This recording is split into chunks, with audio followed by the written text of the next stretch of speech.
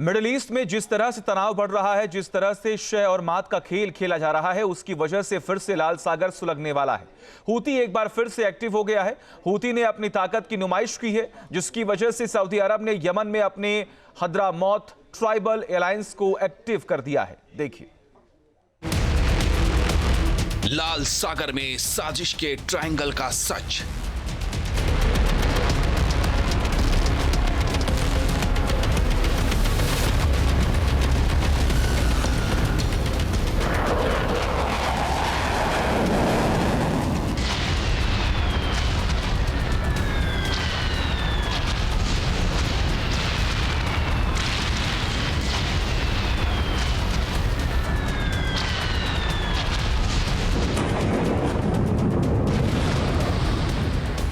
चार लाख 38,000 वर्ग किलोमीटर के दायरे में फैले इस समंदर में फिर से विध्वंसक ज्वाला धधकने वाली है।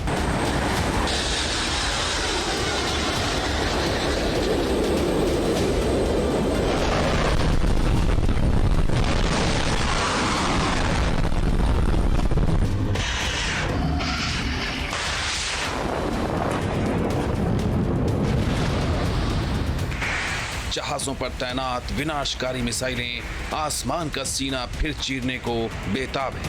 पूरा समंदर फिर सुलग उठा है। मिडिल ईस्ट में यही वो इलाका है जो महाविनाश का फ्लैश पॉइंट फिर से बनने वाला है।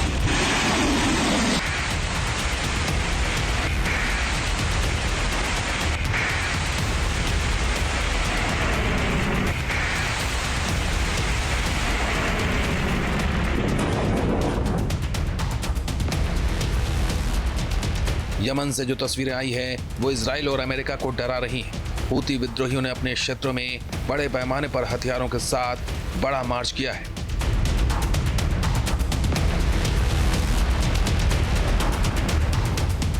तस्वीरों में देख सकते हैं कैसे हाथों में रॉकेट लॉन्चर्स और विध्वंसक हथियार लिए हूती लड़ाके अपनी ताकत की नुमाइश कर रहे हैं। हूती विद्रोहियों के यलगार में सबसे बड़ी बात यह रही कि उनके हाथों में यमन के झंडे के साथ साथ ईरान का झंडा भी था। साथ में हिजबुल्लाह का भी झंडा लेकर हूती विद्रोही मार्च कर रहे थे।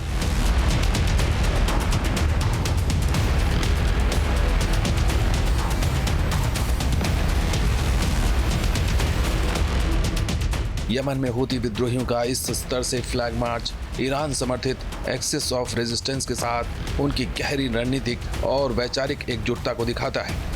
बताया जा रहा है कि हूती विद्रोही ये तैयारी तब से कर रहे थे जब ईरान और अमेरिका का जंग चल रहा था। मार्च से चल रही इस तैयारी को जून के आखिरी महीने में अंजाम दिया गया। सना, सादा, अल हुदैदा, हज्जा, धमार, इब्र, ताइज, अल महवित और अन्य हूती नियंत्रित क्षेत्रों से हूती लड़ाकों और उनके कमांडर्स को पूर्ण समर्थन की बात दोहराई गई है।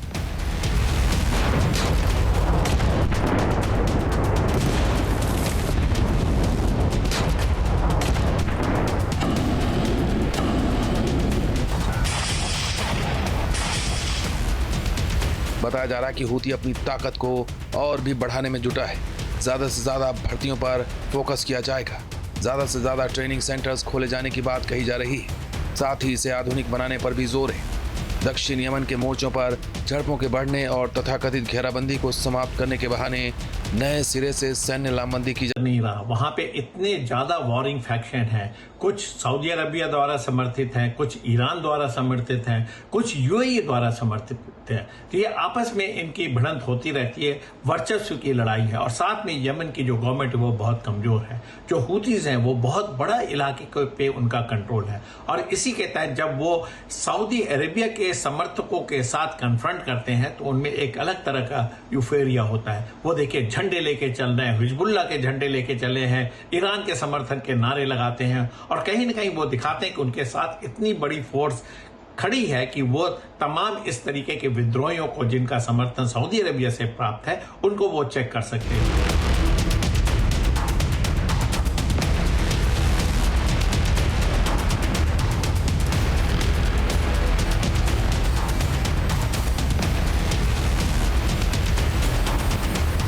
हूती जिस तरह से तैयारी कर रहा है उससे सवाल यही उठ रहा है कि क्या लाल सागर फिर से सुलगने वाला है? क्या लाल सागर में हूती का आतंक फिर से देखने को मिलने वाला है, जैसा पिछले 2 सालों से दिखाई दे रहा था? यमन के हूती विद्रोहियों ने अपने 2 साल के अभियान के दौरान लाल सागर और आसपास के समुद्री क्षेत्रों में 178 से अधिक कार्गो शिप पर मिसाइल और ड्रोन से हमले किए। इन हमलों में कई जहाज़ों को भारी नुकसान पहुंचा है, जिनमें से कम 4 जहाज समुद्र में डूब गए और कई नाविकों की जान भी गई है।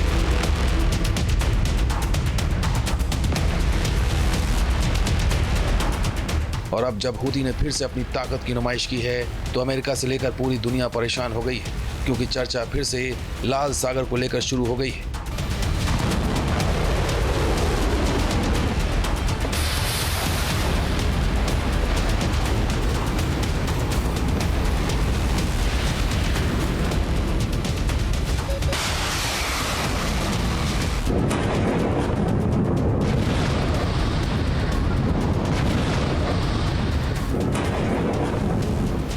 लाल सागर रणनीतिक लिहाज से काफी अहम है। रेड सी हिंद महासागर एशिया और अफ्रीका के बीच में पड़ता है।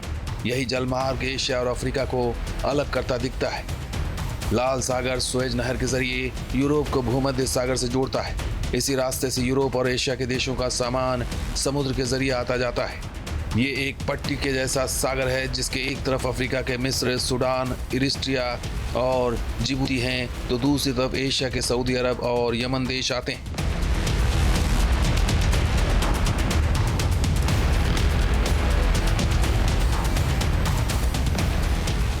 यमन से ही हूती के विद्रोही लाल सागर से गुजरने वाली हर जहाज पर हमला करते हैं, जिससे दुनिया के देशों में खौफ रहता है, क्योंकि लाल सागर दुनिया का एक अहम कारोबारी रास्ता है, जिससे दुनिया का व्यापार होता है। दुनिया का लगभग 10% कारोबार लाल सागर से होता है। इसमें अमेरिका, यूरोप के कई देश शामिल हैं। जिस तरह से लाल सागर में हूती ने जहाज़ों को पिछले 2 साल के दौरान टारगेट किया है, उससे काफ़ी कारोबार का नुकसान हुआ है।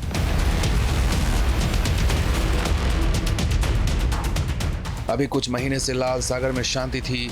हूती ने अपना उत्पात और आतंक नहीं मचाया था, जैसा उसने ईरान और अमेरिका के जंग से पहले मचाई थी। लिहाजा अब जब हूती ने हथियारों के साथ मोर्चा किया है, तब से अमेरिका और इजराइल दोनों डरे हुए हैं, क्योंकि हूती एक आतंकी संगठन नहीं, बल्कि एक विद्रोही संगठन के रूप में पूरी मिलिट्री के तौर पर काम करता है, क्योंकि इसके पास एक मिलिट्री जैसी ताकत है, लड़ाके हैं, मिसाइल हैं।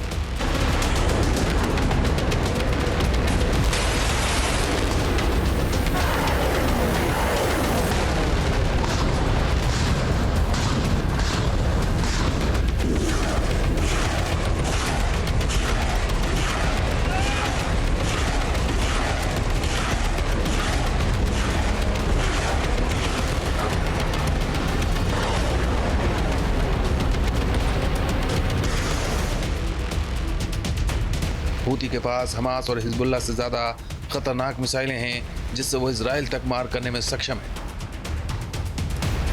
हूती के पास पैलेस्टीन 2 हाइपरसोनिक मिसाइल है। इसकी रेंज 2150 किलोमीटर है, तो वहीं ये दुश्मनों पर 19,756 किलोमीटर प्रति घंटे की स्पीड से हमला करने में सक्षम है। हूती के जखीरे में टाइफून मिसाइल है। इसकी रेंज 1600 से 1900 किलोमीटर है, तो वहीं इसकी स्पीड 6000 किलोमीटर प्रति घंटे से लेकर 12000 किलोमीटर प्रति घंटा तक है।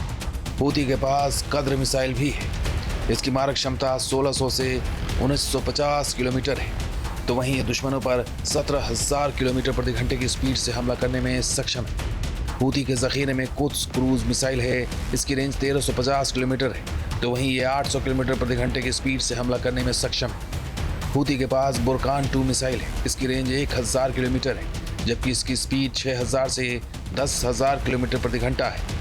हूती के जखीरे में अल-मंदाब 2 एंटीशिप मिसाइल है। इसकी रेंज 300 किलोमीटर है, जबकि इसकी स्पीड 1000 से 1100 किलोमीटर प्रति घंटा है। हूती के पास सैयद 2C मिसाइल है। इसकी रेंज 75 से 100 किलोमीटर है, तो वहीं ये 5500 किलोमीटर प्रति घंटा की स्पीड से हमला करने में सक्षम है।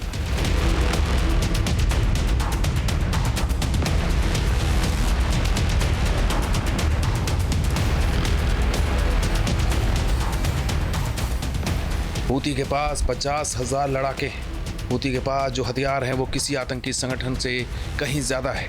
हमास और हिजबुल्लाह के पास भी इतने विध्वंसक हथियार नहीं है। हूती तो बाकायदा हथियारों की परेड करता है। हूती लाल सागर में ड्रिल भी करता रहता है। हूती दावा करता है कि उसके जखीरे में ऐसे ऐसे ड्रोन हैं जो अमेरिका और इजराइल के जहाज़ों को समंदर में डुबोने का मादा रखते हैं। हूती के जखीरे में शाहिद सीरीज के ड्रोन हैं, तो वहीं कामिकाजी ड्रोन भी हूती के हथियार भंडार में है। हूती के पास शाहिद 136 ड्रोन है, इसकी रेंज 970 किलोमीटर है। तो वहीं हूती के जखीरे में अबाबिल टी ड्रोन भी है जो 150 किलोमीटर दूर तक हमला कर सकता है। हूती के जखीरे में याफा ड्रोन भी है, ये ड्रोन 2222 किलोमीटर तक दुश्मनों को तबाह कर सकता है। तो वहीं हूती विद्रोही के पास समत 3 ड्रोन भी है जिसकी रेंज 1800 किलोमीटर है।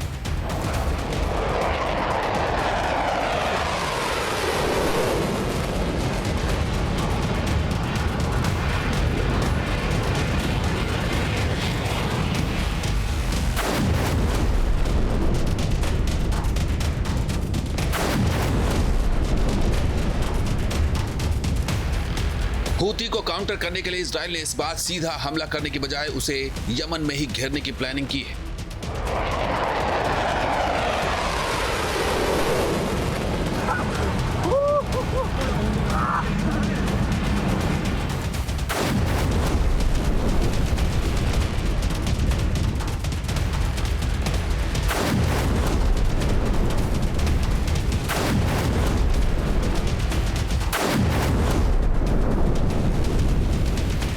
और अमेरिका ने इसके लिए सऊदी अरब को प्लान में शामिल किया है।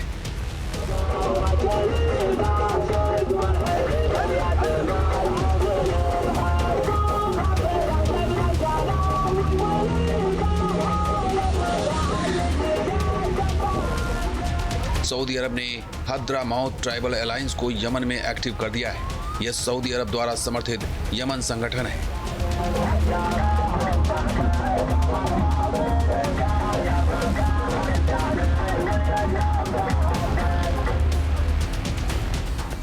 हद्रामाउत ट्राइबल अलायंस यमन के सबसे बड़े प्रांत हद्रामाउत में स्थित एक प्रमुख और प्रभावशाली कबायली एवं सशस्त्र समूह है।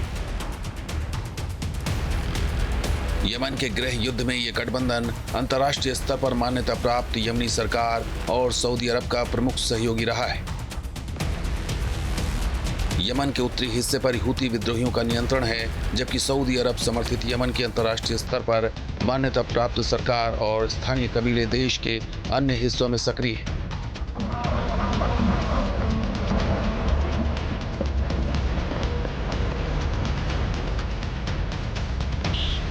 सऊदी अरब और हूती के बीच पिछले युद्धों के बाद से तनाव की स्थिति बनी रहती है और यह संगठन भी सड़कों पर अपनी ताकत की नुमाइश कर रहा है।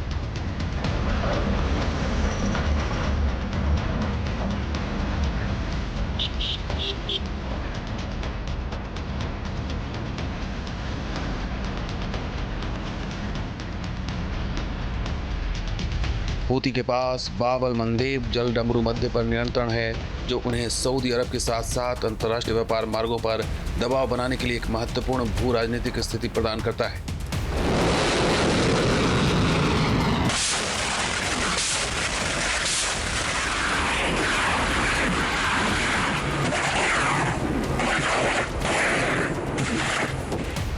लेकिन जिस तरह से हद्रामाउत ट्राइबल अलायंस ने अलगार किया है, उससे सवाल यही है कि क्या यमन में हूती और सऊदी अरब द्वारा समर्थित संगठन आमने सामने आने वाले हैं।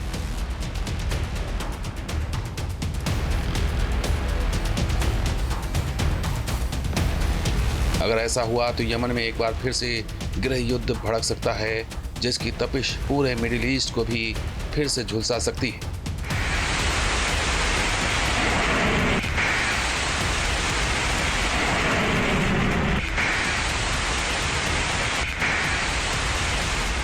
Team news nation. आपके मोबाइल पर तुरंत आएगी ब्रेकिंग न्यूज। स्क्रीन पर सबसे पहले दिखेगी बड़ी खबर। देश दुनिया की हर खबर एक जगह। अब आपके मोबाइल पर तुरंत फटाफट इंस्टॉल कीजिए न्यूज नेशन ऐप और रखिए खुद को अपडेट।